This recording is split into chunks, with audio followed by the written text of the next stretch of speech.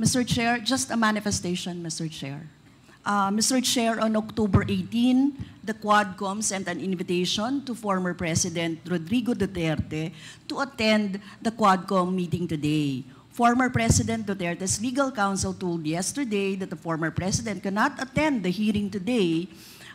Mr. Chair, the non-appearance of former President Rodrigo Duterte at the Quadcom hearing today is a clear manifestation of his disregard for truth, justice, and accountability.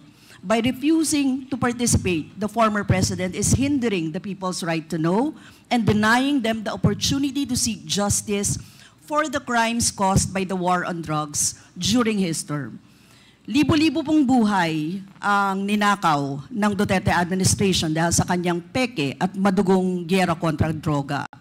Kailangan niyang harapin ang mamamayang Pilipino na matagal nang humihingi ng hustisya. Hindi pwedeng sabihin na short notice at masama ang pakiramdam at kailangan ng pahinga. Ang mga pamilya nga ng mga biktima, kahit matanda na, andyan po si Tatay Baylon, pumunta rito para makapagpahayag ng kanilang saloobin. So Mr. Chair, takot ba siya na harapin ng taong bayan? Yun lang po ang manifestasyon ko, Mr. Chair. Congresswoman Franz Castro, you are recognized for your manifestation. Thank you, Mr. Chair. So ang kinatawang ito po ay lubos na nababahala at dismayado sa hindi pagdalo ng dating Pangulong Rodrigo Duterte sa hearing ng ating komite. Parang naggagayahan lang ang mag-amang Duterte. Ang daming sinasabi kapag hindi under oath o wala sa tamang lugar.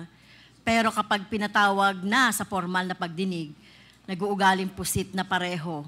At ang dami ng rason para huwag dumalo ang sagutin ng maayos ang mga katanungan natin. Kaya I move na kapag hindi pa dumalo si dating Presidente Duterte, susunod na hearing ay i-cite na siya in contempt or kung ano man yung rules natin. Kundi ay ito po ay isang malaking insulto sa mga pamilya. Andyan po yung pamilya ng mga biktima ng madugong war on drugs na nandito po sa atin. Sa kanyang pagtanggi ay nagpapakita lamang ng kawalan ng respeto sa proseso ng investigasyon at sa pagharap sa katotohanan.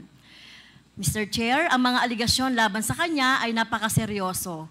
Mula sa mga pagpatay sa mga sibilyan, sospek at may hirap, maging sa mga Chinese drug convicts hanggang sa pagkamatay ni Mayor Rolando Espinosa.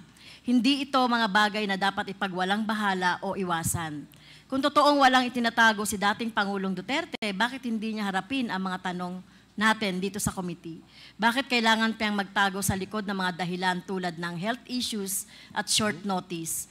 Mr. Chair, hinihiling ko sa committee na gawin ang lahat ng hakbang upang matiyak ang pagdalo ni dating Pangulong Duterte sa susunod na hearing kung patuloy siyang magtatago at dapat natin isaalang-alang ang paggamit ng ating kapangyarihan para i-cite siya in contempt.